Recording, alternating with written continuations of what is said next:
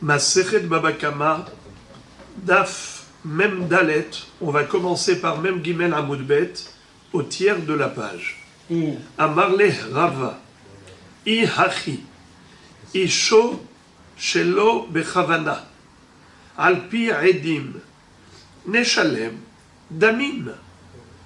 La question de Rava s'adresse à Rabba.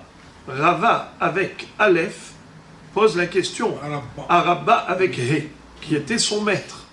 Rabba avec He était le maître de Abaye et de Rava, tous les deux. Quelle est la question qu'il lui pose? Il lui dit, mais Rabbi, vous avez innové un concept extraordinaire, c'est un chidouche phénoménal, n'est-ce pas? Vous avez dit que même s'il n'y a pas de chiyuv de payer le kofer, il y a tout de même un chiyuv de payer damim. Dans quel cas de figure? Au cas où le shor ha-mourad a encorné et tué un homme, mais sans kavana. Ça veut dire que dans un cas pareil, puisque le taureau était en train de courir, il poursuivait un autre bœuf, il voulait tuer un bœuf, il ne voulait pas tuer un homme. Et voilà que le cycliste lui a coupé la route, le shor ha-mourad lui est rentré dedans, il a tué. Mais c'était sans aucune kavana de le tuer. Il ne voulait même pas atteindre ou agresser l'homme. Alors, dans ce cas-là, la halakha est la suivante. C'est que ce shor ha-mourad ne sera pas lapidé pour cet encornement. Certes, il sera lapidé, mais pour les 3 encornements précédents. Car s'il est devenu shor mourad, c'est qu'il est déjà multirécidiviste. Il a déjà encorné et tué 3 personnes. Bien sûr que maintenant qu'on va l'attraper, on va le lapider, mais pas pour le 4e encornement. Pour les 3 premiers. Car le 4e, c'était sans kavana. Ça ne peut pas entraîner de lapidation. Alors, s'il n'y a pas de lapidation, il n'y a pas de kofer, puisque il y a une interdépendance entre le kofer et la lapidation. Kofer et skila. Qui est-ce qui a dit que c'est dépendant l'un de l'autre? C'est Rabba.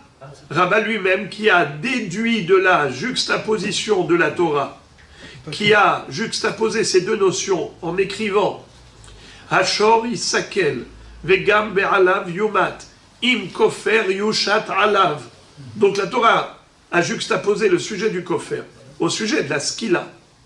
Donc s'il n'y a pas de skila, il n'y a pas de kofer. Alors Abaye lui a cité une baraïta à Rabba, lui a posé une question. Il lui a dit, pourtant il est écrit que Meshalem al-pi atzmo.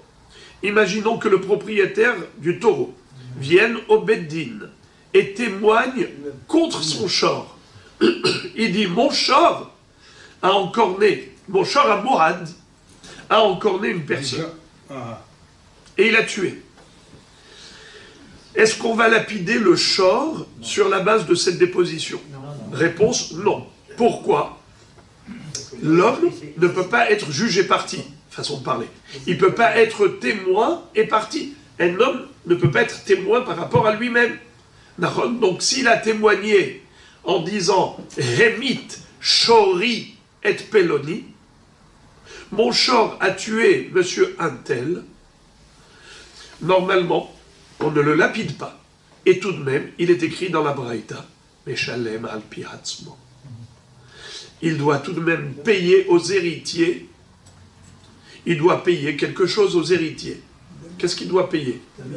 Kofer, c'est ce qu'on connaît. Est-ce que tu connais autre chose que le kofer? Tu ne connais pas. Donc s'il y a écrit Meshalem alpi atzmo, ça veut dire qu'il paye kofer. Et pourtant, il n'est pas lapidé. Alors c'est contraire à ce que tu as dit, toi, Rabba, que le kofer est dépendant de la skila. Ashor Isakel, im kofer yushat alav. Mais s'il n'y a pas de skila, il n'y a pas de kofer. C'est pas vrai. Tu vois que la Braïta nous dit que même s'il n'est pas lapidé, puisque c'est le propriétaire qui témoigne que son shor a encorné, une quatrième personne, on ne va pas lapider par rapport à son témoignage, on va le lapider par rapport au précédent, mais pas par rapport à cette fois-ci, n'est-ce pas? Et tout de même, il est écrit Meshalem Alpi Atzmo. Et si il est écrit Meshalem, certainement on parle de Kofer. Rabba a répondu une réponse nucléaire.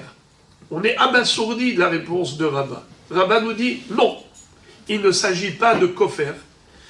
Ce que dit la Braïta, Meshalem Alpi Atzmo, tu veux savoir de quoi il s'agit? Il s'agit de Damim. C'est quoi Damim? La valeur monétaire du mort. Quand il était vivant, dans le marché des esclaves, il coûtait tant. Maintenant qu'il est mort, eh bien, il a perdu cette valeur, il faut la reverser aux héritiers. Comme si c'était un dommage matériel. Tu as cassé une voiture du voisin, tu payes. Tu as tué le short du voisin, tu payes. Eh bien, tu as tué le père des héritiers, tu payes. Ça veut dire, le short, il a tué, tu payes. Waouh! Damim. Ça, c'est un hidouche gigantesque, phénoménal. Il paye Damim. Quelle est la différence entre Kofer et Damim? A priori, c'est blanc, bonnet, bonnet blanc. Car Kofer, c'est la valeur monétaire du mort, et Damim, c'est la valeur monétaire du mort. Alors, premièrement, c'est pas selon tous les avis. C'est Rabbi Akiva qui dit que c'est de Mémazik. Mais Rabbi Ishmael, il dit que c'est de Ménizak. C'est-à-dire, pardon, Rabbi Ishmael qui dit que c'est de Ménizak. Mais Rabbi Akiva dit que c'est de Mémazik. C'est-à-dire le kofer, c'est pas la valeur monétaire du mort, c'est la valeur monétaire du propriétaire du taureau, qui veut obtenir une expiation de sa faute, alors il faut qu'il paye un kofer pour se racheter. Venatenu ish kofer nafsho. Il doit se racheter. Donc le kofer, c'est en tant que rachat. C'est pas en tant que indemnisation. C'est en tant que expiation. Il doit se racheter. Donc, déjà, mahloket, est-ce que c'est la valeur monétaire du mort ou c'est la valeur monétaire du Baal Hachor? Mais même si on disait que c'était la valeur monétaire du mort, alors quelle différence y a-t-il entre Kofer et Damim? Eh bien la différence c'est au niveau du titre, du statut. Est-ce que c'est de l'argent pour se racheter ou c'est de l'argent pour indemniser? C'est la différence entre Kofer et Damim. Alors on lui dit, même s'il n'y a pas de Kofer, parce qu'il n'y a pas de Kofer puisque c'est Alpi Atzmo. Si c'est Alpi Atzmo, il n'y a pas de skila. S'il n'y a pas de skila, il n'y a pas de kofer. Alors pourquoi il paye? Il paye Damim. Alors maintenant, Rava, avec Aleph, pose la question à Rabba, avec He, par rapport à ce hidouche. Il lui dit, Rabbi, si ça existe, un tel hidouche, que même lorsqu'il n'y a pas de kofer, il y a tout de même Damim à payer, alors pourquoi on ne dirait pas la même chose pour le Hesh? Si jamais quelqu'un a allumé un feu, et ce feu-là est allé et a tué une personne, pourquoi est-ce qu'on ne dirait pas que même s'il n'y a pas de kofer à payer, tout de même il devrait payer Damim? Car on le sait qu'il n'y a pas de kofer pour... Il n'y a pas de kofer pour le Hesh. Car le kofer, ce n'est pas quelque chose qu'on va inventer de nous-mêmes. Le kofer, c'est un hidouche de la Torah. La Torah nous a enseigné le din du kofer, que par rapport au Shor HaMoed, on n'a jamais vu cette notion par rapport au feu. Amar le Rava, Iachi, Isho, Shelo Bechavana, Alpi Edim, Neshalem, Damim. Rava maintenant pose une question nucléaire à Rabba avec He et lui dit, je ne comprends pas, selon ce que tu as dit, c'est que même au cas où il n'y a pas de condamnation à payer le kofer en tant que rachat, il y a tout de même une obligation à payer Damim en tant qu'indemnité. Alors la question se pose, pourquoi pour le Hesh, si quelqu'un a allumé un feu, et cet incendie a été chez le voisin et a tué le voisin. On le sait qu'il n'y a pas de kofer à payer. Pourquoi pas? Car la Torah n'a pas parlé de kofer que pour le nezek qui s'appelle shor, et pas pour le nezek qui s'appelle esh. Alors, il n'y a pas de kofer, ok. Mais pourquoi est-ce qu'on ne dirait pas qu'il devrait payer damim, qu'il devrait payer la valeur monétaire du mort aux héritiers, puisqu'il a été tué par son feu. Isho ha'esh shelo. Puisque shor, c'est un mazik, esh, c'est un mazik, on connaît arba avot nezikin, hashor, abor, amavae, ve'evaer, c'est un mazik. Alors, ok, pas en tant que kofer pour la mita, mais en tant que nezikin, un dédommagement pour le dommage. Il devrait payer une indemnité aux héritiers qui correspond à la valeur monétaire du mort. Et dans quel cas? Isho, shelo bechavana, alpi edim. Écoutez bien ces deux critères. Premièrement, il faut des edim. Évidemment, on ne va pas condamner quelqu'un à payer si on n'a pas deux témoins qui témoignent contre lui au tribunal. Si on n'a pas la déposition de deux témoins, comment tu peux condamner quelqu'un à payer une indemnité? Ça n'existe pas, ça. Alpi, Shenaim, Edim, Yakum Davar. Donc ça, c'est une évidence. Donc déjà, c'est Alpi, Edim. Deuxième critère, Isho, Shelo Bechavana. Le feu a tué sans kavana de tuer. C'est-à-dire, lui, il allumait un feu, et le feu est allé chez le voisin, a incendié et a tué le voisin qui dormait gentiment dans son lit. Mais, pourquoi est-ce qu'on parle de Shelo Bechavana? Parce que ça peut être si c'était avec Kavana, quel serait le din? Il aurait payé. Non, Il a Chayamita. Bravo. Rashi explique que si il avait allumé le feu avec la Kavana de tuer le voisin, alors dans ce cas-là, il ne payerait pas d'indemnité. La question ne se poserait pas. Pourquoi? On a une règle. Kamle bidraba mine. C'est quoi Kamle bidraba mine? Lorsque quelqu'un a commis une double infraction par une même action, alors on lui donne la sanction grave, mais pas la sanction moins grave. Par exemple, s'il a allumé et incendié le champ du voisin pendant Shabbat, alors il a commis une double infraction. Premièrement, il a allumé le feu pendant Shabbat, et deuxièmement, il a endommagé le champ du voisin. Quel est le din? Il ne paye pas le champ au voisin, il ne paye pas le prix du champ au voisin. Pourquoi? Étant donné qu'on va l'exécuter, le condamner à mort pour la profanation du Shabbat, Kamle Bedraba Mine, tu lui infliges que la sanction grave et tu le dispenses de la sanction moins grave. Ah, voilà pourquoi la Gemara a précisé Esho Belo Kavana. Le Esh sans Kavana. Ça veut dire qu'il a tué mais sans Kavana de tuer. Car s'il avait la Kavana de tuer, alors dans ce cas-là, hein? Il est Chayav Mita. S'il est Chayav Mita, la question ne se pose même pas qu'il paye. Et s'il allumait un feu, pas du tout pour tuer, c'était pour faire un barbecue chez lui à la maison. Il a fait un barbecue dans son jardin et hop, c'est parti, ça a tué quelqu'un. Alors la question se pose, là maintenant c'est juste un mazik. C'est un mazik. Le feu, c'est un mazik. N'est-ce pas? Et puisque ça a créé un dommage, qui a une valeur monétaire selon toi, Rabat, c'est-à-dire un homme qui est mort, il a une valeur monétaire, alors on devrait payer aux héritiers le damim. Oui. La Gemara s'étonne de cet étonnement. Elle pose une question sur cette question. Elle dit « Uminale le Rava de l'homme Eshalem » Rava, quand il arrive avec force pour poser cette question à Rabba, ça veut dire qu'il est convaincu qu'il n'y a pas de damim à payer. Il n'y a pas d'argent à payer pour indemniser les héritiers si jamais le père est mort par le feu du voisin.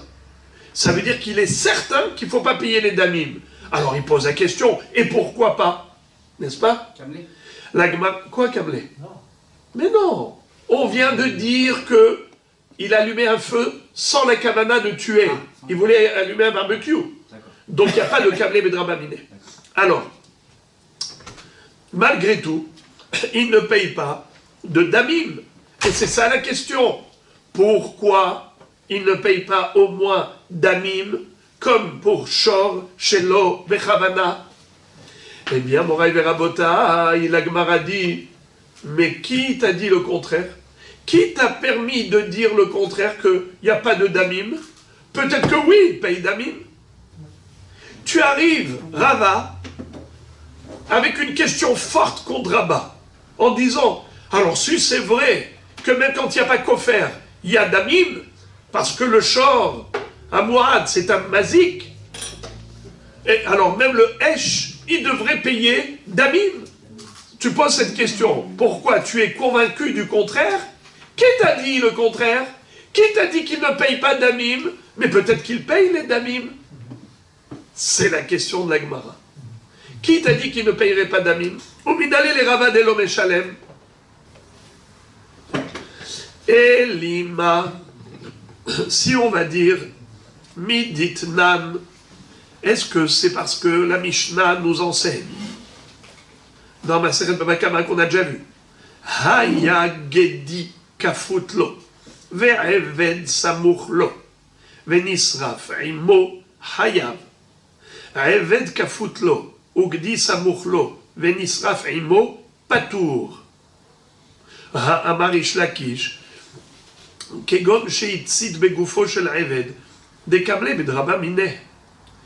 On a déjà vu cette Mishnah plus haut qui parle du feu. Un feu qui aurait tué, un feu qui a causé 3 dégâts. Premièrement, le feu a brûlé le champ du voisin. Deuxièmement, il a tué le petit agneau qui était dans le champ du voisin ou à côté. Et troisièmement, il a brûlé et tué le Révet Kenaani du voisin. Alors Réhouven a allumé un feu. Et ce feu-là a causé 3 dégâts. Primo, il a brûlé le champ. Secondo, il a tué l'agneau. Tierso, il a tué le Révet Kenaani. Alors maintenant, est-ce qu'il faut payer un dédommagement? Est-ce que Réhouven doit payer des indemnités à Shimron? Évident. Oui ou non? La Mishnah nous enseigne qu'il y a 2 cas de figure. Regardez ça. Haya gedi kafutlo ve'eved samuchlo ve'nisraf imo hayav. C'est-à-dire, lui, qu'est-ce qu'il a fait? Il a allumé le champ du voisin, mais qu'est-ce qui était à côté du champ du voisin? Il y avait un agneau et un Révet Kenaani. L'agneau était attaché. Et le Révet Kenaani était libre. Dans ce cas-là, on dit qu'il est Hayav. Pourquoi il est Hayav? Il est Hayav pourquoi? Alors, Hayav, écoutez bien ce que dit Rashi, Hayav agdi ve agadish. Ou patour ala Révet de Ayalo Livroah. Le mot Hayav, ça veut dire quoi Hayav?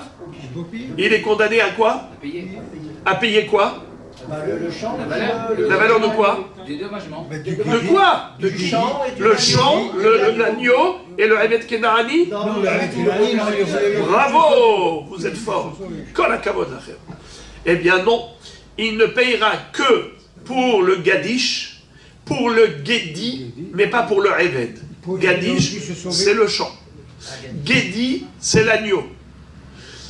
Mais pas pour le Révet. Pourquoi? Le Révet Kenaani était en liberté. Il pouvait s'enfuir. C'est pas un bébé. Tu vois le feu. Tu restes ici. Tant pis pour toi. L'allumeur du feu n'est pas condamné à payer pour le Révet Kenaani qui est mort par ce feu. Car on dit, c'est qui a tué le Révet Kenaani? C'est pas le feu, c'est le Eved Kenaani qui s'est jeté dans le feu. C'est-à-dire, en fait, il n'a pas fui le feu, il n'a pas réagi, alors que toute personne normalement constituée et consciencieuse est consciente du danger. Si c'est la nuit, hein, s'il dormait. D'accord, laissez les cas de figure qui sont atypiques. Moi, on parle maintenant d'un cas où il était, qu'on appelle Samourlo. Il était là à côté, il aurait pu s'enfuir, et il reste. Eh bien, c'est un kamikaze. Tant pis pour lui.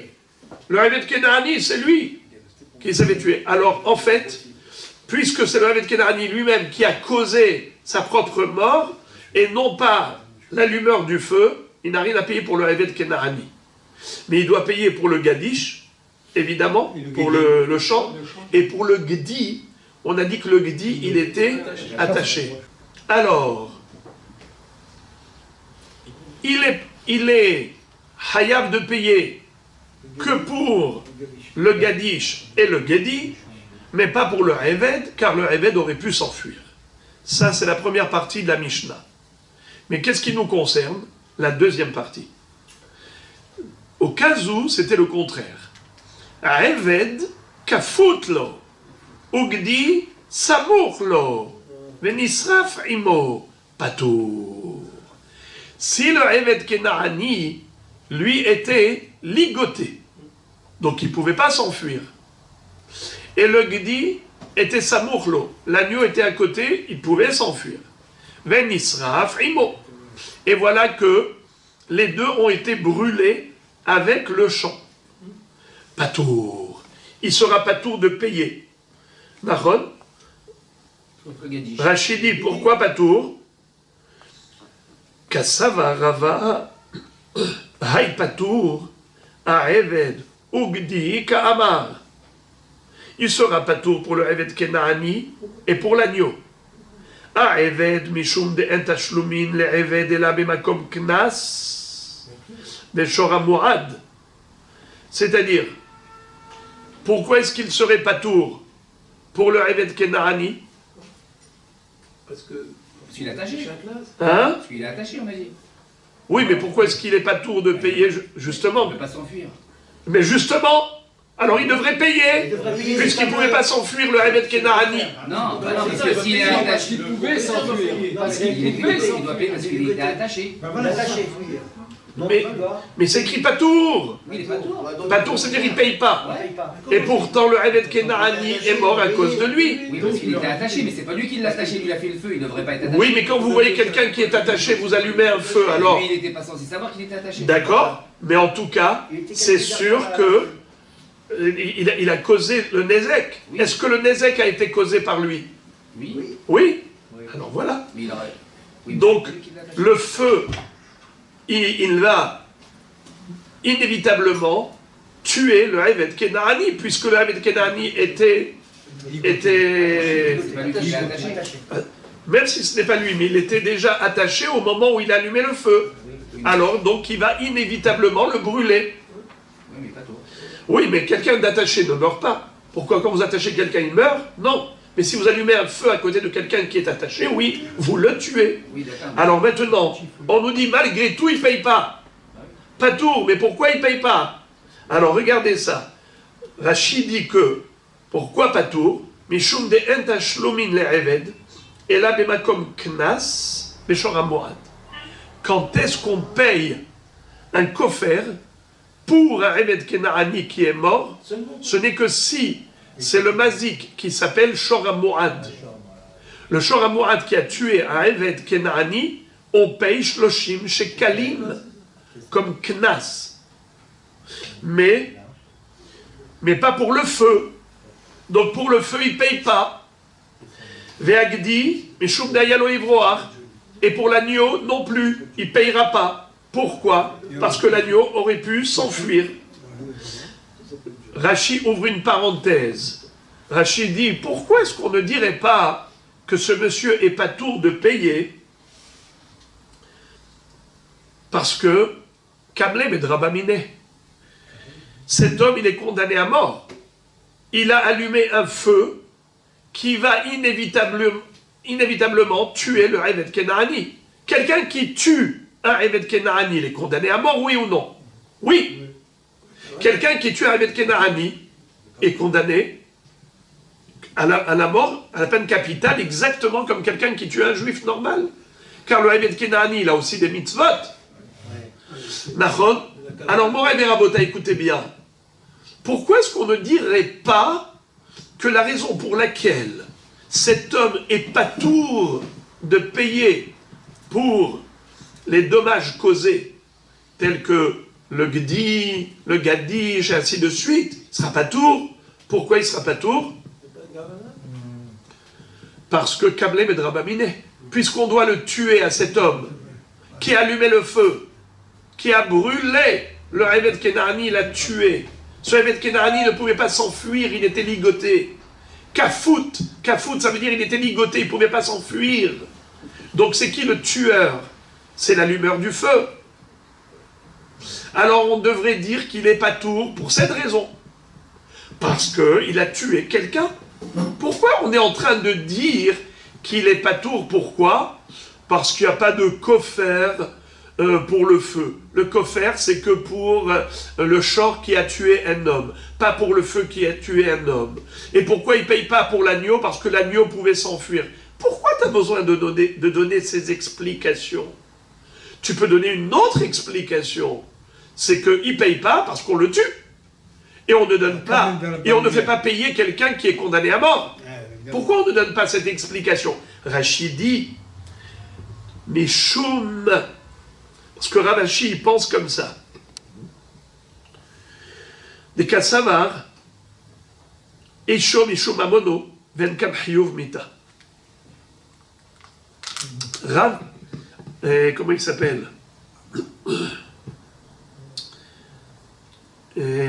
Rava, il pense comme Rish Lakish dans ce qu'on avait vu une fois, une mahloket entre Rish Lakish et Rabbi Yohanan.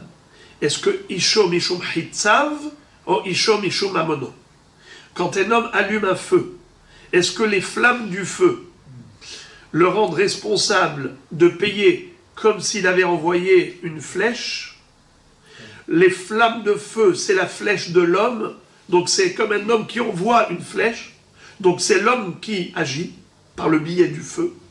Ou bien on va dire que non, un homme qui allume un feu ici et après le vent l'emporte ailleurs, c'est pas considéré comme la flèche de l'homme, c'est considéré comme un animal de l'homme. Le feu est chaud, mais chou mamono, comme un animal qui est ton mammon, tu es responsable, ainsi le feu que tu as créé, c'est ton... ça t'appartient. C'est ta possession, c'est un feu que toi tu as créé, il t'appartient. Et c'est ton mammon qui a fait du mal. Quelle est la différence? La différence, si par exemple, un homme était attaché, comme le Eved Kenaani qui était kafout, ligoté. Le feu qu'on a allumé ici est parti là-bas et l'a brûlé, l'a tué. Est-ce que ça s'appelle un homme qui a tué? Ou est-ce que c'est le mamono shel Adam qui a tué? Le feu qui est mamono shel Adam. La différence, elle est, est-ce que l'homme sera condamné à mort ou pas? Si je dis que c'est la flèche de l'homme, eh bien l'homme est condamné. Si je dis que c'est l'argent de l'homme, ta bête, elle a tué quelqu'un. Est-ce qu'on tue le propriétaire de la bête? Non.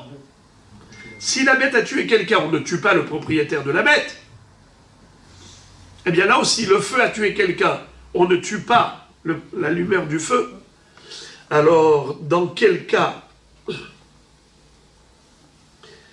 Alors, dans ce cas-là, puisque Rava pense comme Rish Lakish, qui dit que Isho, Mishum, Mamono, le feu, c'est pas comme une flèche, mais le feu, c'est comme un animal, alors donc, il n'y a pas de Kablé Bedrabamine. On ne peut pas dire qu'il est dispensé de payer parce qu'on va le condamner à mort. Et on ne peut pas lui infliger une double sanction. Le condamner à mort et aussi le faire payer. C'est pas ça l'explication. La raison pour laquelle on l'a dispensé de payer, c'est pas parce qu'il est condamné à mort.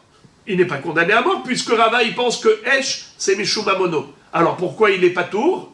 Patour parce que comment il s'appelle, il n'est pas tour de payer, étant donné que il n'y a pas de kofer à payer pour le feu. Je m'explique, il n'y a pas de shloshim shkalim à payer pour le feu. Pour l'agneau, il ne paye pas parce que l'agneau pouvait s'enfuir. Et pour le Révet Kenarani qui était ligoté, qui ne pouvait pas s'enfuir, pourquoi il ne paye pas? Aidez-moi s'il vous plaît. Parce qu'il n'y a pas de kofer à payer pour le feu. Répétez s'il vous plaît 3 fois.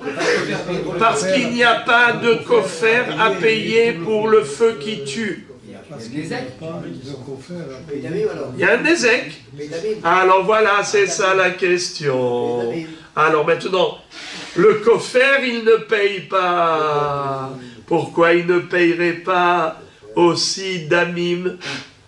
Oh, maintenant on arrive au point de chute. J'espère qu'on ne s'est pas perdu chemin faisant. On arrive maintenant au point d'atterrissage. Après tout ce qu'on a maintenant appris, voilà le point de chute. La Kushia bombe de Rava à Rabat. Il lui dit, ok, patour de quoi?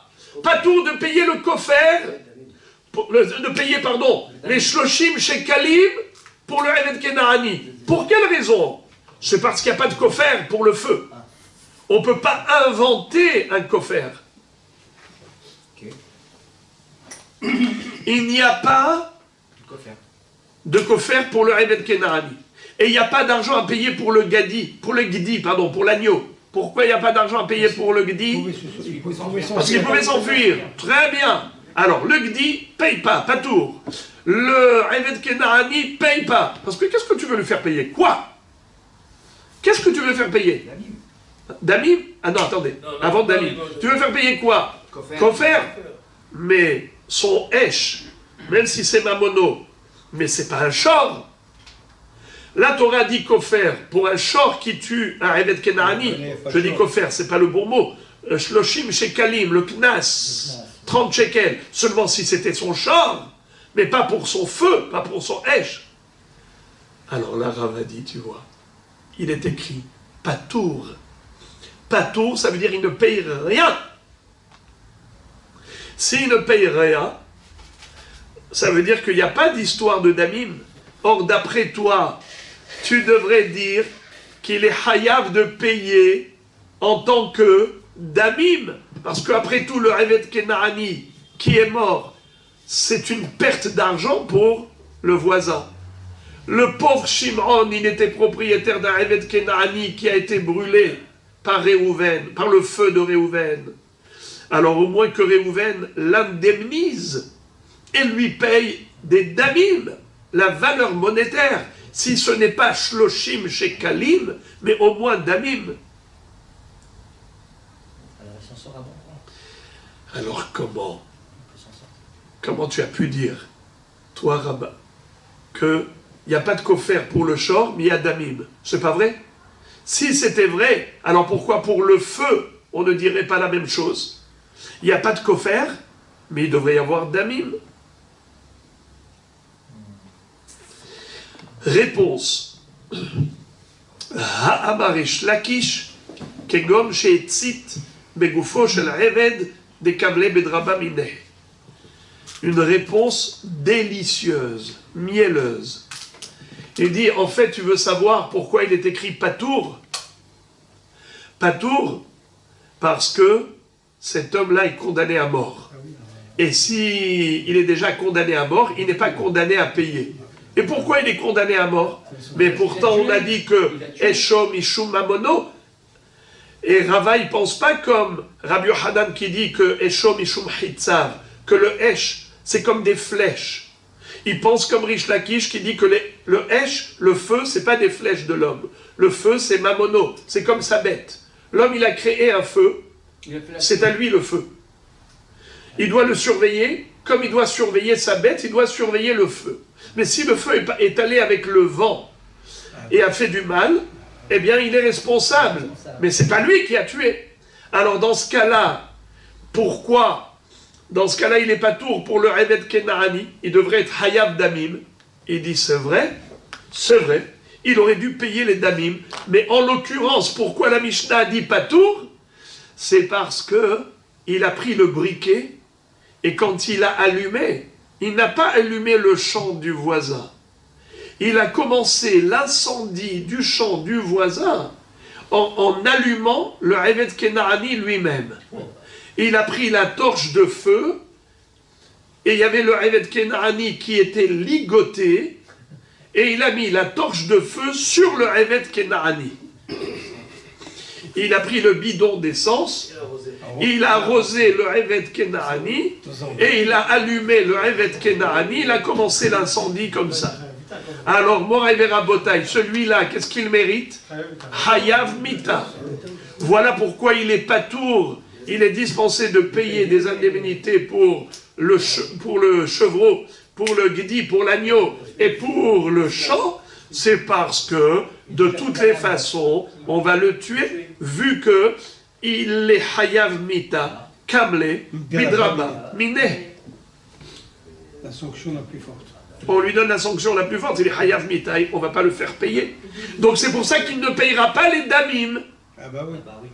Rabotaï, mais si c'était le contraire, il avait allumé d'abord le champ du voisin, et ensuite le feu est arrivé chez le Evet Kenaani, dans ce cas-là, il payera damim. En effet, c'est la réponse de Rabba à Rava.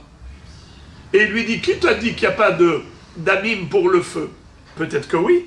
Et là où on a vu Patour, c'est Patour seulement dans le cas de Kamle Midraba Miné, où il a allumé directement le Evet Kenaani. Et qui mettent la torche sur le Evet. La torche sur le Evet Kenaani. Ou qui le mettent dans le champ et après le champ ils brûlent le Evet, c'est pareil. C'est la même action. C'est l'action.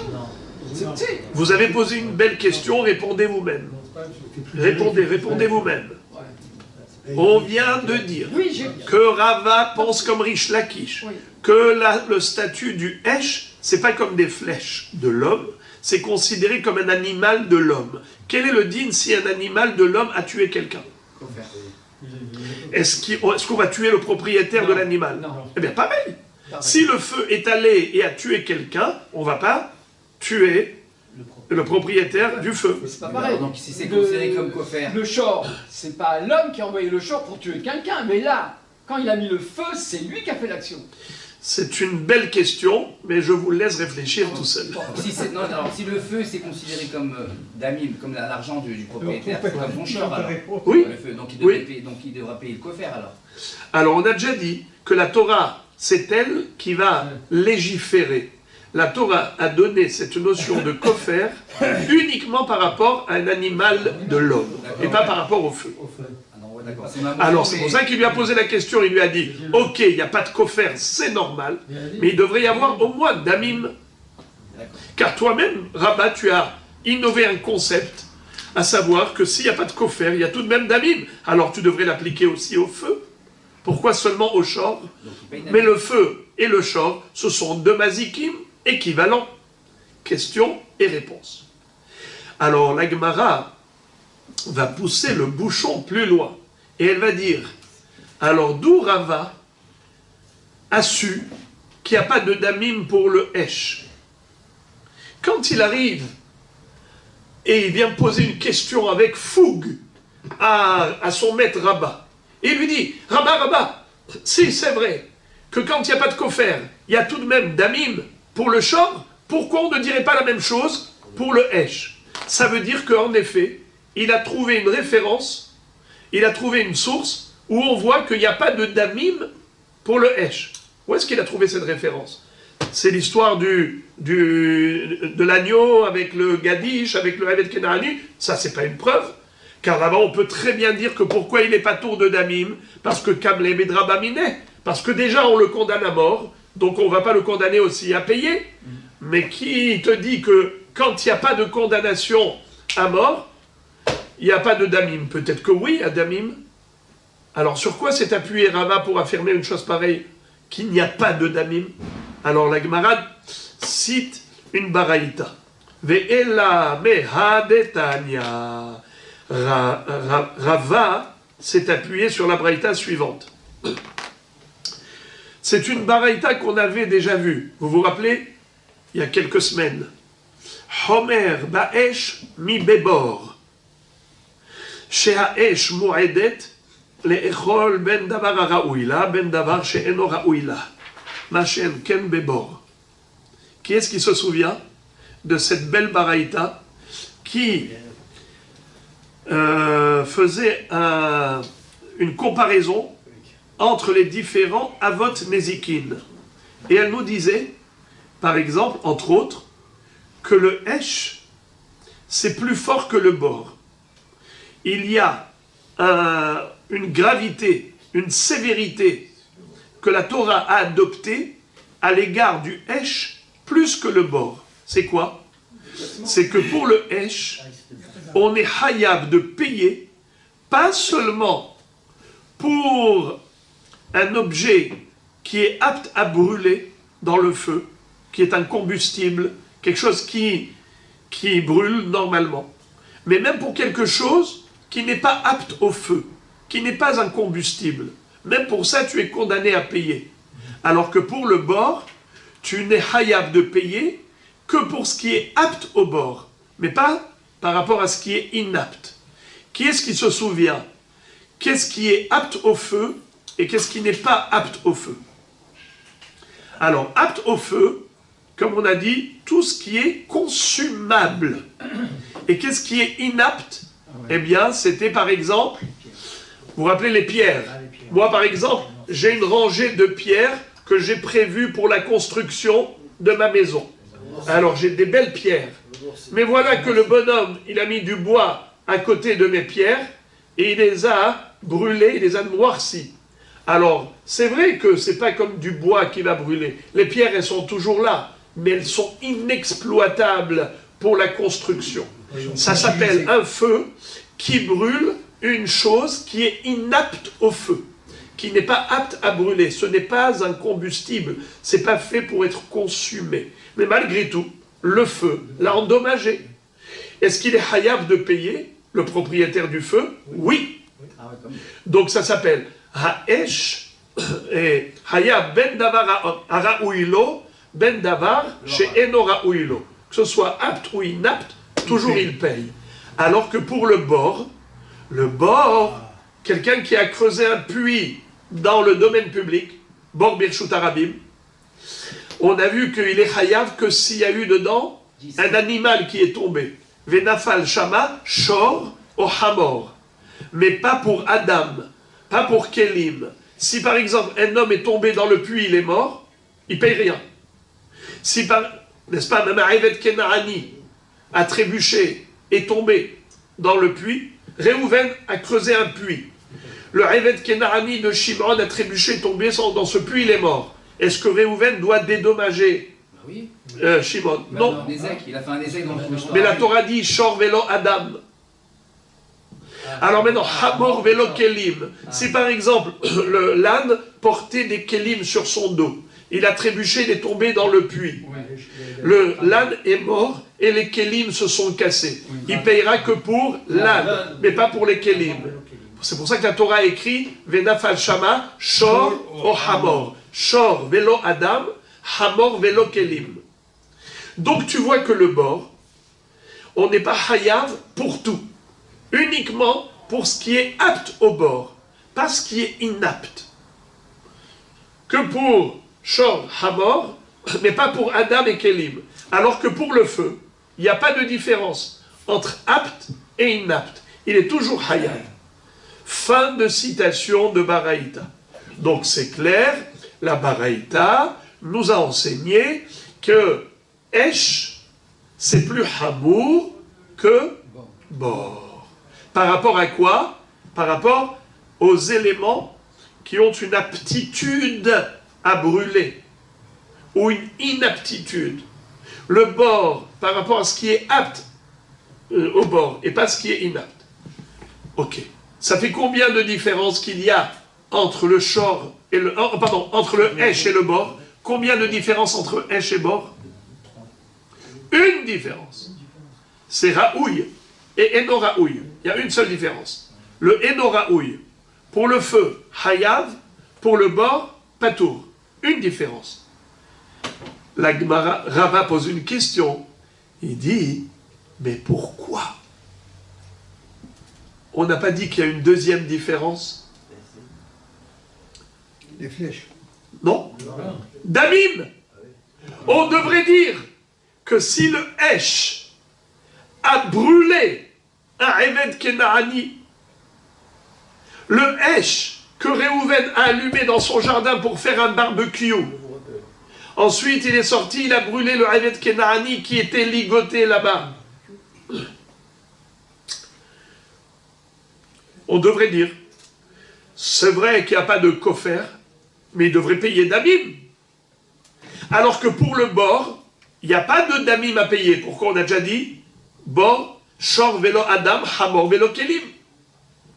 On est d'accord?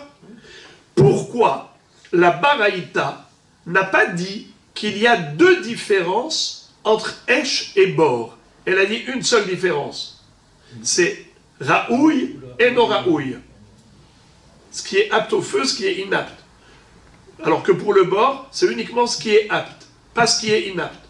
Mais on aurait pu dire aussi que pour le Hesh, on doit payer damim pour le Eved Kenaani qui est mort par le feu, alors que pour le bord, si le Eved Kenaani est tombé et est mort dans le puits, il ne paye pas. Pourquoi on n'a pas dit ça? Si c'était vrai ce que tu dis, Rabat, que le Shor Hamourad, même quand il ne paye pas Kofer, par exemple, Shor Hamourad chez l'homme et Kavana, il ne paye pas Kofer, mais tout de même il paye Damim. Il paye la valeur monétaire comme indemnité au propriétaire du Eved Kenaani. Si c'était vrai, alors ça devrait marcher, même pour le Hesh. Or, pour le Hesh, ça ne marche pas. Alors la Gemara pose la question, elle dit, d'où Rava sait que pour le Hesh, ça ne marche pas? Qui lui a dit ça à Rava? D'où il a déduit qu'il n'y a pas de damim à payer pour le Hesh? Eh bien la Gemara dit, d'ici, de cette baraïta, du fait que la baraïta ait dit que la seule différence qu'il y a entre Hesh et Bor, c'est l'histoire de Eno Raoui ou Raoui. Si c'était vrai que pour le Hesh, on doit payer damim, alors on aurait dû citer une deuxième différence entre Hesh et Bor. Pour le Hesh, il y a damim à payer, et pour le Bor, il n'y a pas de damim à payer. Si la Braïta n'a pas dit ça, c'est que ça n'existe pas, cette différence.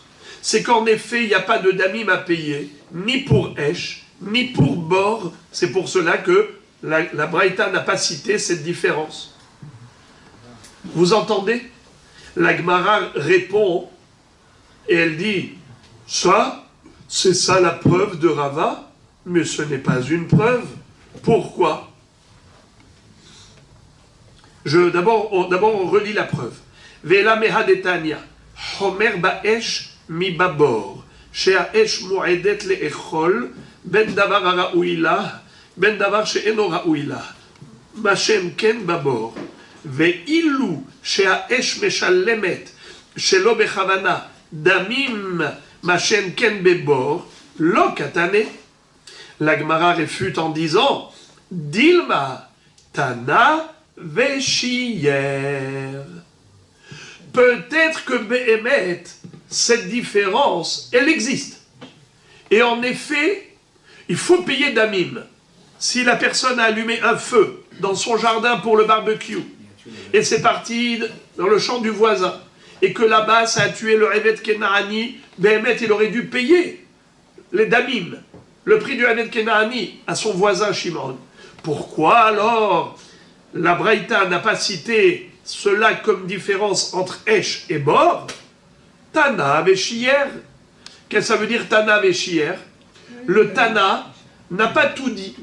On le sait que très souvent, lorsqu'on a une liste de points A, B, C, D, eh bien, il se peut que la liste n'est pas exhaustive, dans le sens où le Tana n'est pas obligé de tout dire. Comment la Gemara dit ailleurs? C'est un proverbe. Tana atu kirochla lihshiv lizil. Pourquoi le Tana, c'est un marchand ambulant qui prend avec lui toute sa marchandise? Mais non, le Tana, il peut te dire quelques exemples. 2 ou 3, il laisse 1 ou 2. Et etc. etc. À toi de comprendre le etc. Alors là aussi, peut-être que cette différence, elle existe. Même si le Tana ne l'a pas dit, Tana, Vechier.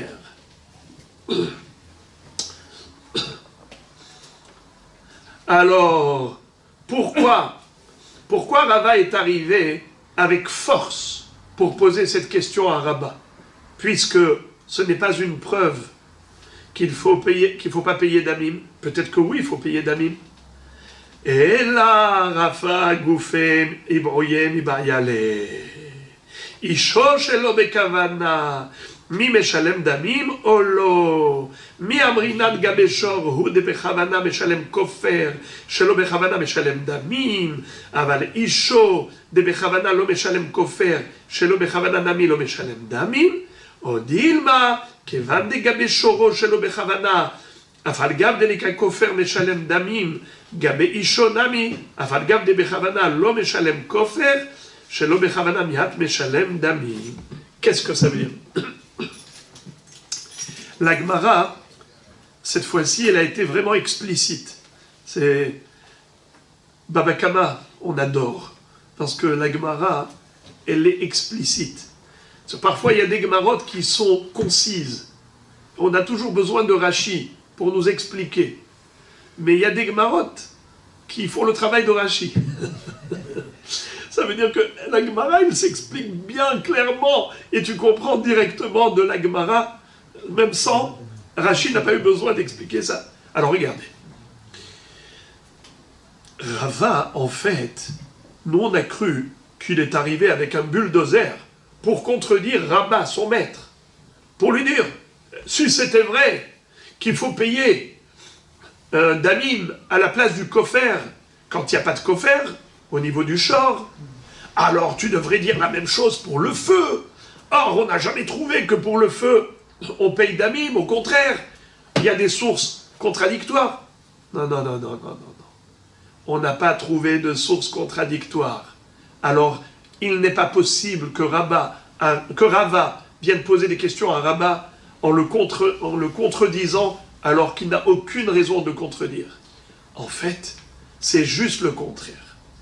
Rava Goufé Mibayale. Rava, l'élève de Rabat, il dit, ah, je me souviens du hidouche de mon maître. Mon maître avait dit que le shor à Mourad, s'il a tué un Eved Kenaani, ou plutôt un homme, sans kavana, alors il n'y aura pas de kofer, mais il y aura tout de même damim. Alors je me pose la question, qu'est-ce que dirait mon maître? Qu'est-ce que dirait Rabat? Peut-être que Rabat n'était plus de ce monde. Et il se pose la question, il dit, est-ce que mon maître a dit ça que par rapport à Shor, ou bien il dirait la même chose par rapport à Esh? On peut dire que Esh, c'est comme Shor, peut-être que non, c'est pas comme Shor. On peut dire que c'est comme Shor, c'est-à-dire, dans le cas de Shor, il doit payer kofer, mais s'il n'y a pas de kofer, alors il paye damim. Pour le Esh, il n'y a jamais kofer, mais peut-être qu'il y a damim. Ou bien on va dire non, le shor qui doit payer normalement kofer quand c'est Bekavana, que le taureau il voulait tuer Bekavana, il doit payer kofer. Mais si c'est Shelo Bekavana, on ne le lapide pas, alors il n'y a pas de kofer, mais il y a tout de même damim à la place de kofer. Mais pour Esh, le kofer n'existe pas. Si le kofer n'existe pas, alors même damim ça n'existe pas. Kavana ou pas Kavana, dans Esh, il n'y a pas de kofer. Alors, il n'y a pas de damim. Ça, c'était le safek personnel de Rava. Et la Gemara a conclu en disant Velo yadainan teko. On ne sait pas quelle est la réponse. Teko. Quand viendra Eliyahu Hannavi, il nous donnera la réponse à cette question. La Gemara nous raconte Kiata Ravdimi. Amar Rabbi Yohanan, Kofer, Matalmud Lomar Im Kofer, les rabot Kofer Shelo Bechavana, Kekofer bechavana. Qu'est-ce que ça veut dire à Botaï?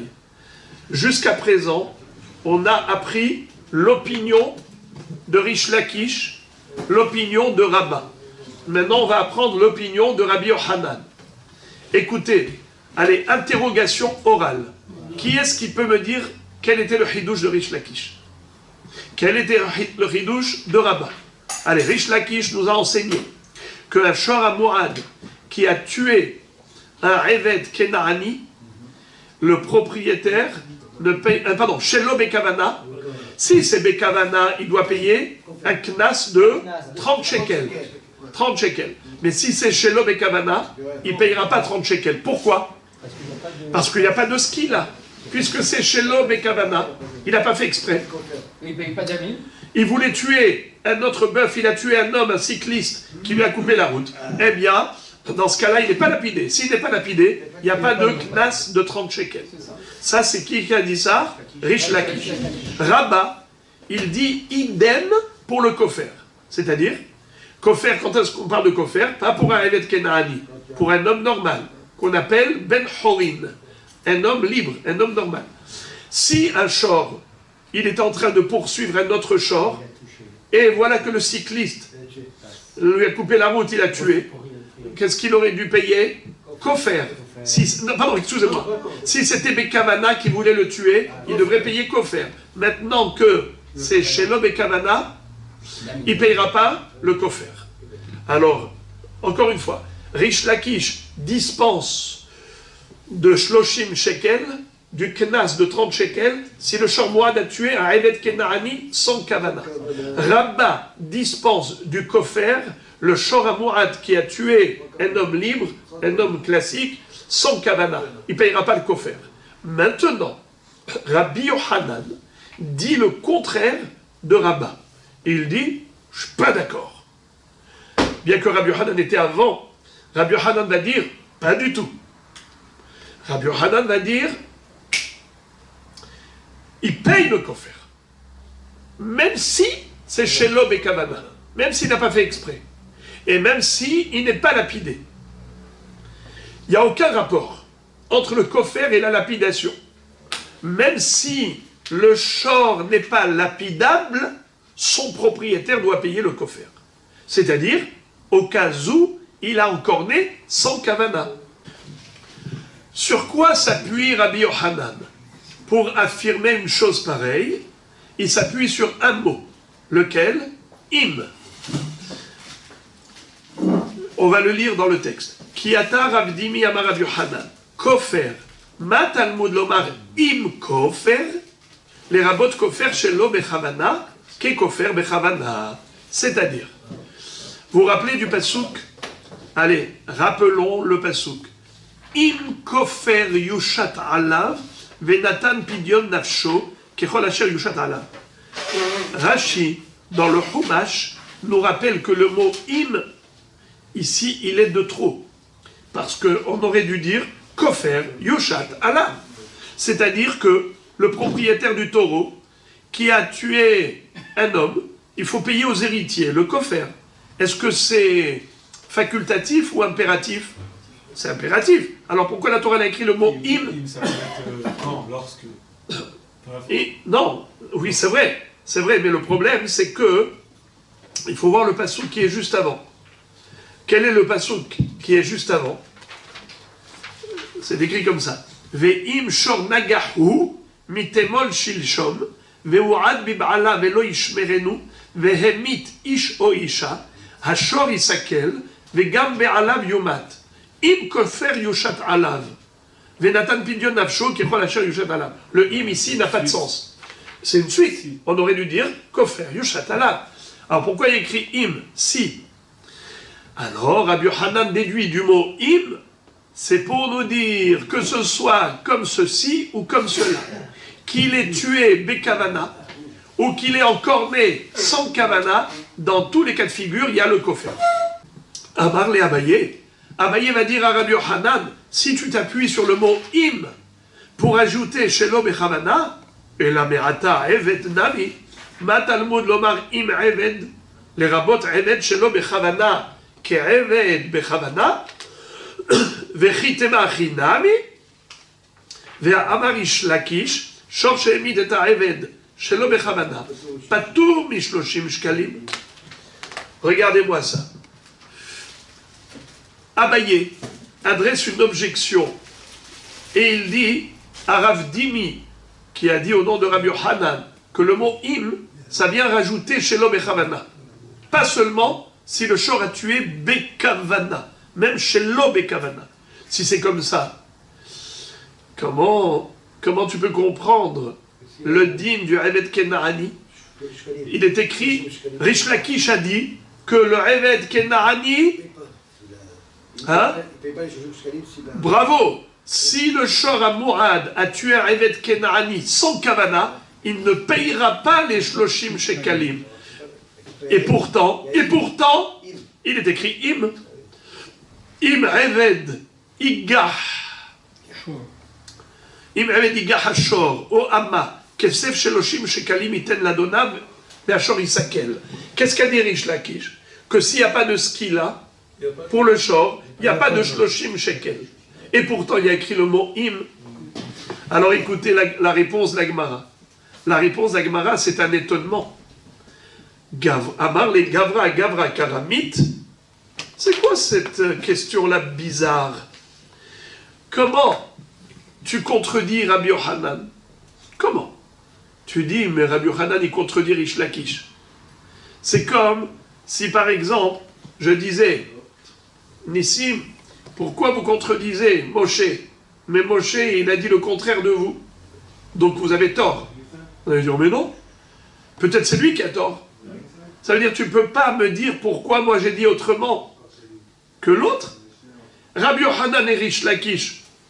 Si Rabbi Yochanan dit blanc, tu ne peux pas lui dire, mais comment tu peux dire blanc? Mais Rish Lakish a dit noir. Et dit Rish Lakish a dit noir, mais moi je dis blanc. Gavra Karamit, tu poses la question à un homme par rapport à la contradiction d'un autre homme, ma kesher. Très bien. Ki ata Rabbi Amar Rabbi Yochanan, Eved, ma Talmud lomar im Eved, les rabot Eved shelo bechavana, ke Eved bechavana. Alors la Gemara enfonce le clou et elle dit, en effet, le mot im Eved, ça a conduit Rabbi Yochanan à cette conclusion de dire qu'il n'y a aucune différence entre un Shor Amourad qui a tué Shelom et Kavana ou tué Bechavana. Dans tous les cas de figure, il faudra payer les Shloshim Shekel, même s'il n'y a pas de lapidation Shelom et Kavana. La Gemara pose la question, elle dit Ulrish Lakish Nami. Alors j'ai une Kushia maintenant à l'envers. Kushia sur Rish Lakish. Nima. Mid Eved im Eved lo darish. Kofer im kofer nami, lo darish. Qu'est-ce que ça veut dire? Qu'est-ce qu'a dit Rish Lakish? Qui est-ce qui se rappelle? Pour comprendre cette question de la Gemara, il faut avoir en tête tout le début de la Sugya. Rappelez-vous. Qu'est-ce qu'avait dit Rish Lakish en début de Sugya? C'était quoi le chidouche de Rabbi Shimon ben Lakish? Qui s'en souvient? Le short qui Il avait dit im. Le short qui avait fait un... Bravo. Sans Kavana. Bravo. Rish Lakish avait dit qu'un Shor Amoad qui a tué un Eved Kena'ani sans Kavana, il ne payera pas les Shloshim Shekel du Knas. Pourquoi? Et n'étant pas lapidé, donc il n'y aura pas de Knas. Car la Torah a lié le Knas à la lapidation. Il n'y a pas de lapidation du Shor, il n'y a pas de Knas pour le propriétaire du Shor. Eh oh, Rish Lakish. Mais il y a écrit Im. Normalement, c'est écrit Im Eved. Igah Ohama. N'est-ce pas, il y a écrit Im. Et qu'est-ce qu'a déduit du mot Im, Rabbi Yochanan? Qu'il n'y a pas de différence entre Bekavana ou lo Bekavana, toujours il paye Shloshim Shekel. Si Rish Lakish a dit le contraire, c'est qu'il ne prend pas en considération le mot Im. Il ne fait pas de dracha. Alors maintenant, j'ai envie de poser la question à Rish Lakish. Rish Lakish, qu'en penses-tu pour le kofer? Le kofer, il est écrit im kofer yoshat alav. Quel serait le din si jamais le shor a tué sans kavana un ben horin, un homme normal? Est-ce qu'il payera le kofer comme a dit Rabbi Yochanan, ou bien il ne payera pas le kofer comme a dit Rabba? On a vu qu'il y a une grande mahloquette entre Rabba et Rabbi Yochanan. Rabba a dit un shor muad qui a tué Shelo Bechavana un ben horin, il ne paye pas le kofer. Puisqu'il n'est pas lapidé, il n'y a pas de kofer. Rabbi Yochanan a dit oui, il payera le kofer. D'où il déduit du mot im. Alors maintenant, Rish Lakish, est-ce qu'il va être d'accord avec Rabbi Yochanan de dire que le mot im, ça rajoute un filou Shelo Bechavana, qui doit payer le kofer? Ou bien il penserait obligatoirement comme Rabba que non, il ne paye pas le kofer, car le mot im ne veut rien dire. Quelle est la preuve que le mot im ne veut rien dire? La preuve, c'est que même dans Eved, il est écrit im Eved Igah Ohama. Et malgré tout, Rish Lakish lui-même a dit qu'il ne paye pas de shloshim shekel quand c'est Shelo Bechavana. Et il n'a pas dit que le mot im, ça vient inclure sans kavana. Alors si, pour le Eved, il dit que le im n'inclut pas Shelo Bechavana, donc même le im de kofer, im kofer yushodalav, certainement le im n'inclut pas. Est-ce qu'il faudrait obligatoirement dire ça? Ou bien est-ce qu'il y a une alternative? La Gemara trouve une alternative, un délice. La Gemara dit, il y a une différence entre im du Eved et im du kofer. C'est quoi la différence? Abré, lo, Eved, im Eved lo darish, kofer, im kofer darish. Umaishna. Quelle est la différence entre les deux im?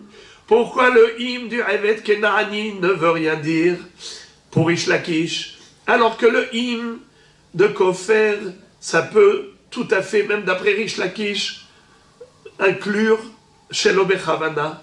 Pourquoi dans Eved tu n'inclus pas Shelo Bechavana avec le mot im, et dans kofer tu inclus Shelo Bechavana avec le mot im? Quelle est la différence? C'est trop beau. Eved im Eved, l'octive bemakom tashlumin. Kofer im kofer, ktiv bemakom tashlumin. C'est-à-dire, où est-ce qu'il est écrit le mot im? À propos du kofer, c'est écrit im kofer yoshatala. Le im est écrit à propos des tashlumin, du paiement. Mais le im de Eved, il n'est pas écrit au niveau du paiement. Il est écrit au niveau de l'encornement. Im Eved Igah Ohama. Si le shor encorne un Eved Kenaani ou une servante cananéenne. Il n'y a pas écrit le mot im à propos des tashlumin.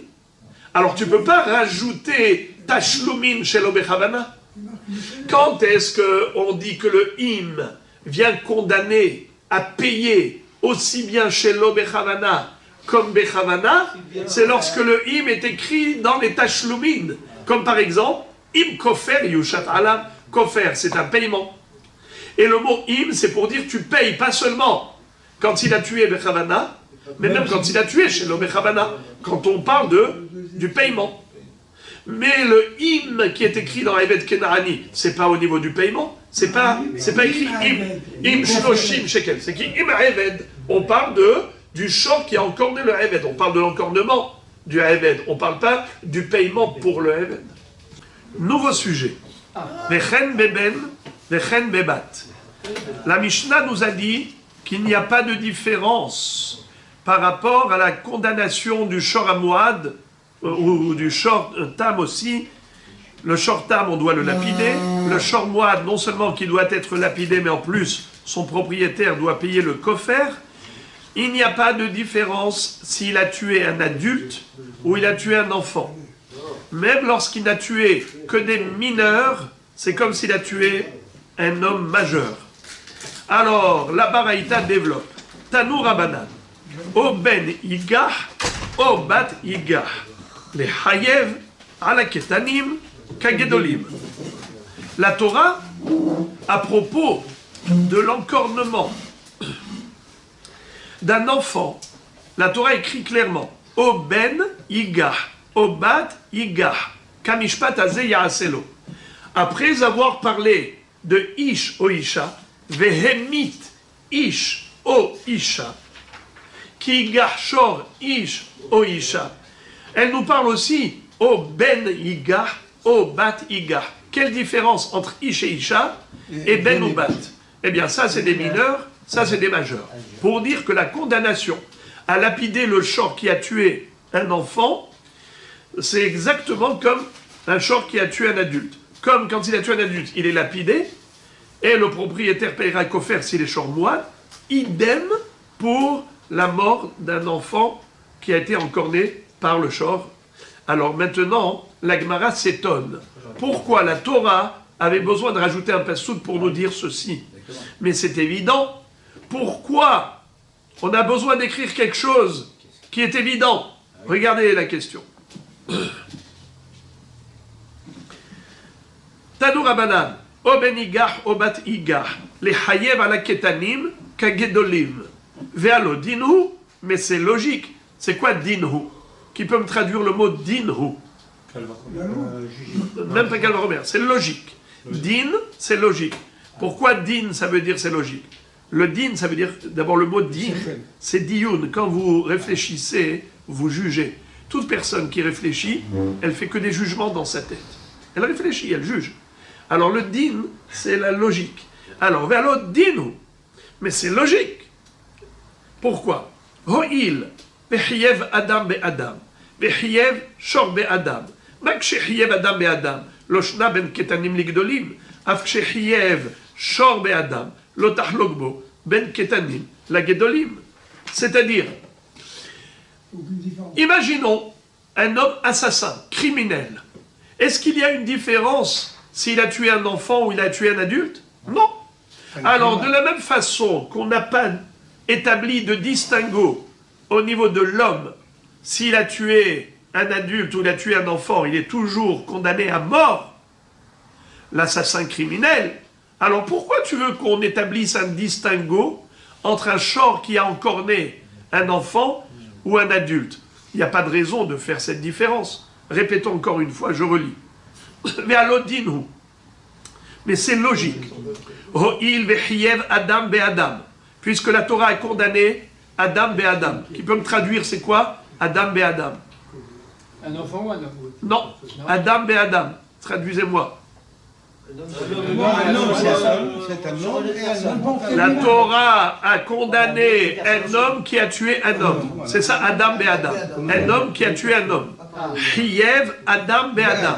La Torah a condamné un homme qui a tué un homme. Chiev shor be'adam. Et la Torah a également condamné un taureau qui a encorné un homme. Elle a condamné à quoi? Bravo, skila, la lapidation. Très bien.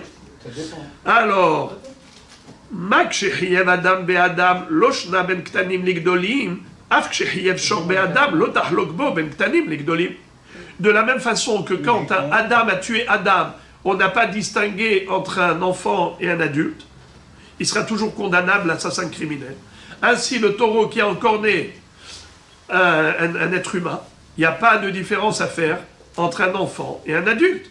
Alors pourquoi la Torah avait besoin de le préciser? Mais c'est logique. Vérod, Kalva Homer. Le deuxième argument, Kalva Homer, c'est même un raisonnement d'a fortiori, de dire qu'il n'y a pas de différence entre un enfant et un adulte. Pourquoi?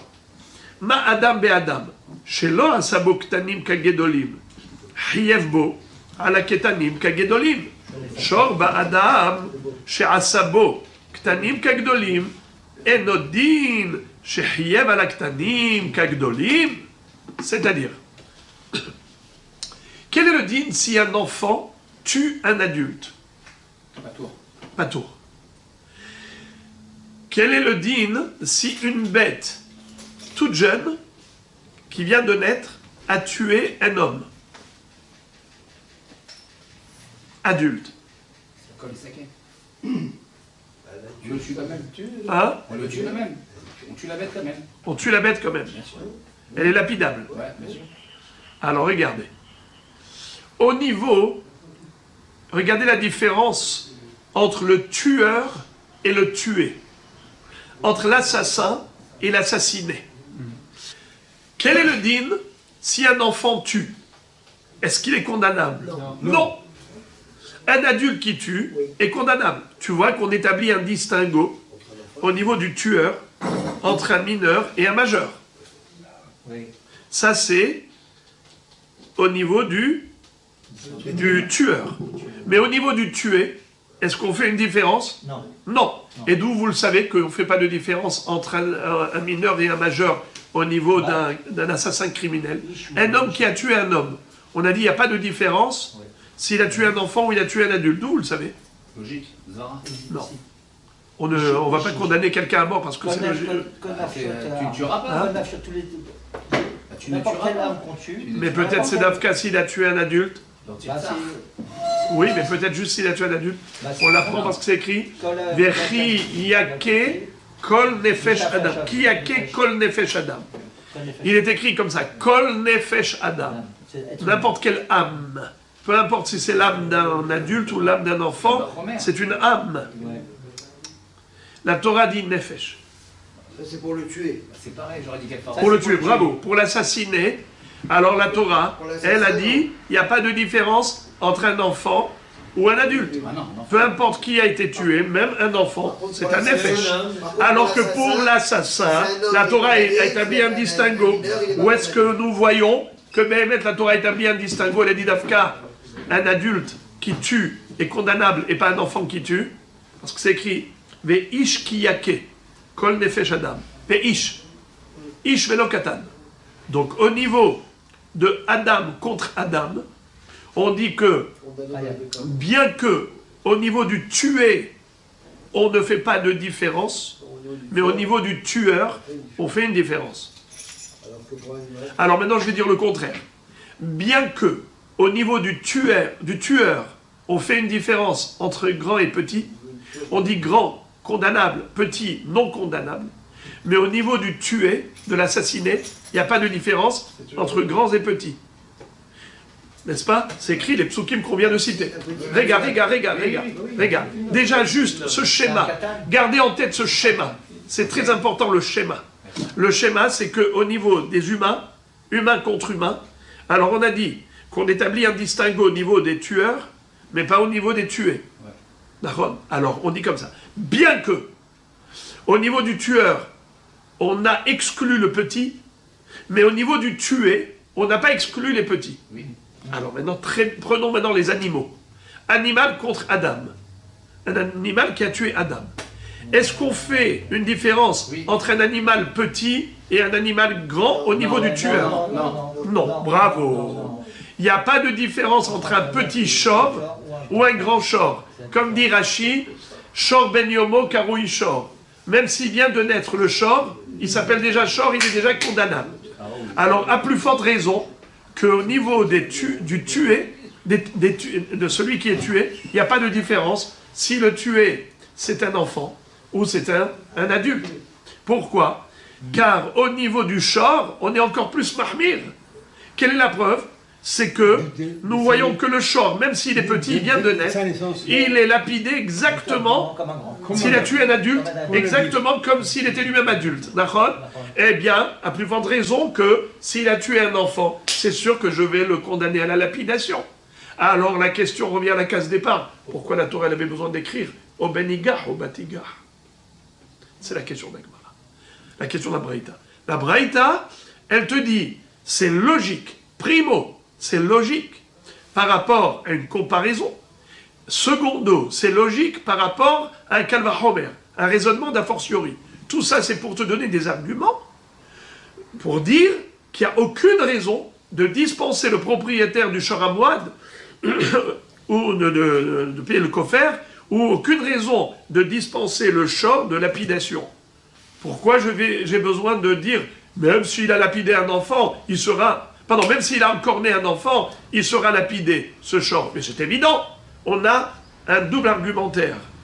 Alors la Gemara dit, la Braïta elle-même conclut en disant Lo, ima marta adam be'adam, sheken haya be'arba'a devarim, tomar beshor, sheno haya be'arba'a devarim. Qu'est-ce que ça veut dire? Vous connaissez tous cette halakha de l'agression physique de son prochain. Réhouven a agressé Shimon. Qu'est-ce qu'il doit lui payer pour cette agression physique? Hamisha devarim. Nezek, Tsar, Ripouille, Shevet, Bochet. Alors que pour Shor Ba'adam, un Shor qui a blessé un homme, qu'est-ce qu'il faut payer? Juste Nezek. 5 moins 1 égale 4. La supériorité qu'a l'homme par rapport à l'animal, c'est 4 fois plus. Donc, on aurait pu se tromper et croire que la Torah, elle est plus rigoureuse à l'égard d'un homme qui tue plutôt qu'à l'égard d'un shor qui tue. De la même façon qu'elle a été plus indulgente au niveau des blessures, ainsi au niveau de la mort. Car un shor qui blesse, combien il paye? Que Nezek.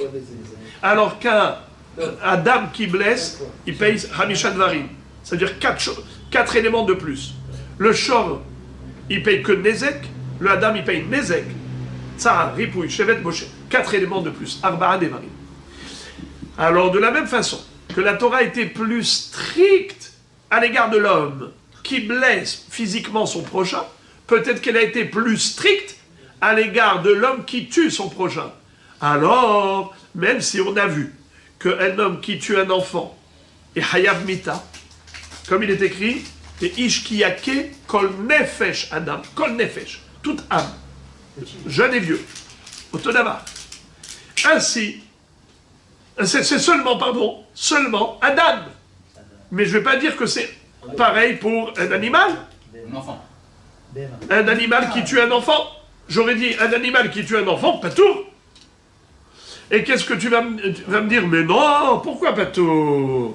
Tu devrais dire qu'il est chayav. Exactement comme un homme qui tue un enfant, il est chayav comme un homme qui a tué un adulte. Alors pareil, un shor qui a tué un enfant, il doit être chayav comme un homme qui a tué un adulte. Bah oui. Comme un shor qui a tué un adulte. Bah oui. Nahon, c'était les argumentaires qu'on avait trouvés. Eh bien non, car il y a une thèse, mais on t'a prouvé maintenant l'antithèse. C'est quoi l'antithèse? C'est faux de comparer l'animal à l'homme, car ils sont incomparables. Preuve, c'est que l'homme, il doit payer Hamisha Devarim, alors que pour l'animal, il n'y a pas Hamisha Devarim, il n'y a que Nezek. Mais quand il tue, quand l'animal est là. Alors, on termine juste le sujet très rapidement.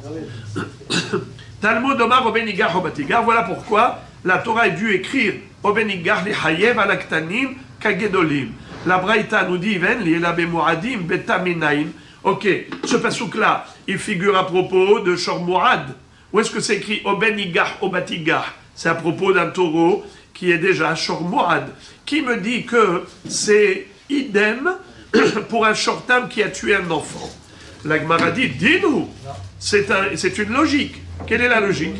Ho'il ve'chiyev be'ish ve'isha, ve'chiyev be'ben u'bat, mak shechiyev be'ish ve'isha, lo halakta bo ben tam le mu'ad, av shechiyev be'ben u'bat, lo tahlok bo ben tam le mu'ad. Premier argument. Premier argument, c'est la logique, la comparaison. On va comparer l'enfant à l'adulte. À propos des adultes, qui est-ce qui peut me dire où est-ce qu'on retrouve que la Torah a parlé des adultes pour un encornement de shortam et de shor moad?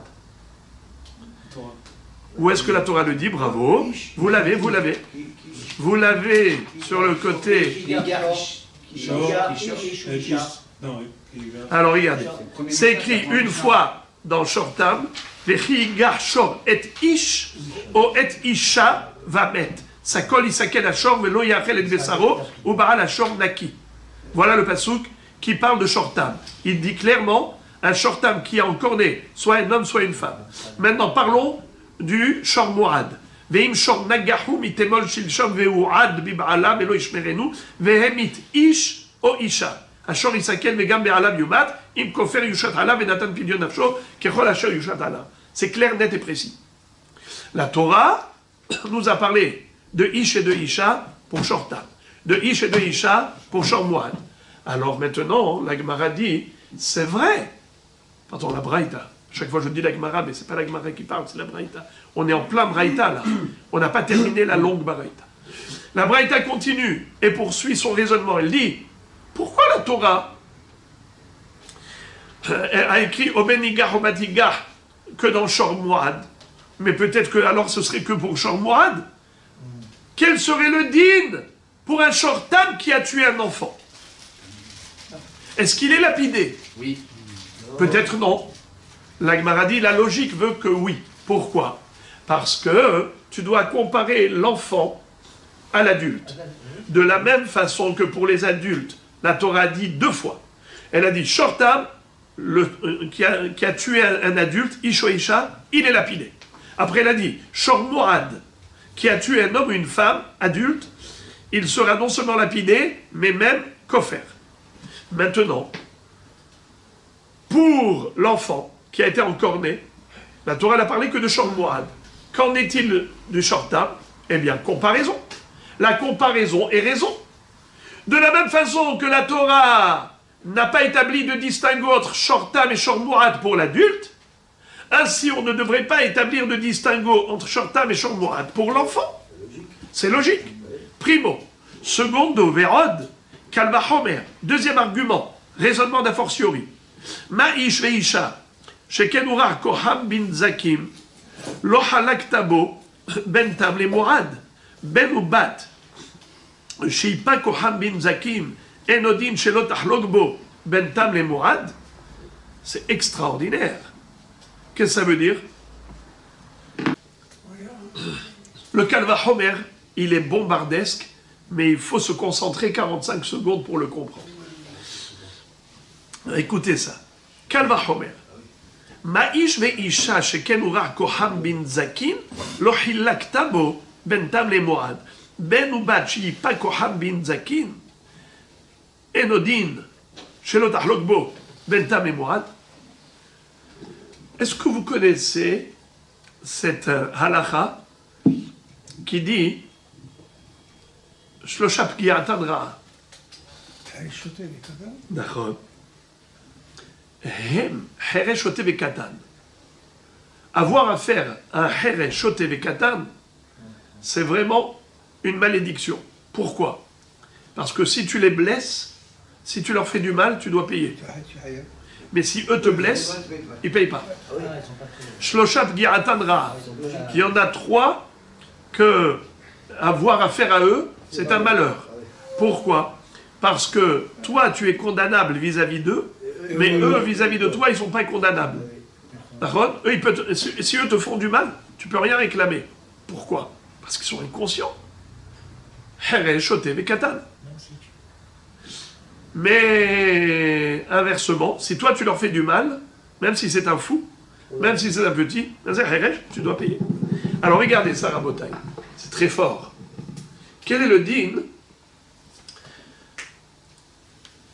lorsque le shor a encore né un petit? On a dit un petit, on a dit obenigah obatigah. La Torah dit il faut le lapider, il y aura même kofer. Où est-ce que la Torah a dit ça? Elle a dit ça à propos de Shortam ou à propos de Shor Moad? Bravo! Non! Elle a dit ça qu'après le Shor Moad. Nous maintenant, c'est toute notre recherche. Notre recherche, elle est de savoir est-ce que c'est applicable au Shortam également. C'est toute la recherche. La Braïta veut dire, mais c'est sûr que ça devrait marcher. Pourquoi ça devrait marcher? Par raisonnement d'a fortiori. Déjà par comparaison. Déjà comparaison. Analogie. Mais en plus, un raisonnement d'a fortiori. Kalva Homer. Regarde le Kalva Homer. Dis-moi, qu'est-ce qui est plus facilement condamnable? Un adulte ou un enfant? Un adulte. Donc, l'adulte, S'il fait du mal à un enfant, Condamné. il est condamné. Un enfant qui est un adulte, non. Un enfant qui fait du mal à un adulte, il n'est pas condamné. D'accord. Alors, on te dit comme ça. Kalva Homer. Ma ish ve isha. Sheken hura koham bin zakin. Lo hilakta bo ben tam le moat. À propos du dédommagement, qui est-ce qui est favorisé et qui est-ce qui est défavorisé? L'enfant est favorisé, l'adulte est défavorisé. Car un enfant qui fait du mal à un adulte, il ne paye pas. L'adulte qui fait du mal à un enfant, il paye. Et pourtant, bien que l'adulte est défavorisé, tout de même, si un shortam a tué un adulte, il est lapidé. Alors, ben ou bat shipa koham bin zakin onodin shelo tahlok baem ben tam lemorat. Alors, kalva homer, si un shortam il tue un enfant, c'est sûr que tu dois le lapider. Évidemment. On parle d'un. Pourquoi c'est sûr que tu dois le lapider? Par kalva homer. Quel kalva homer? Si déjà, pour Nezikim, où l'adulte est défavorisé par rapport à un enfant, tout de même le shortam qui tue un adulte, on le lapide. À plus forte raison, si le shortam a tué un enfant qui est favorisé au niveau des Nezikim, c'est sûr que tu dois lapider le shortam. Je sais que c'est très subtil, c'est très très fin.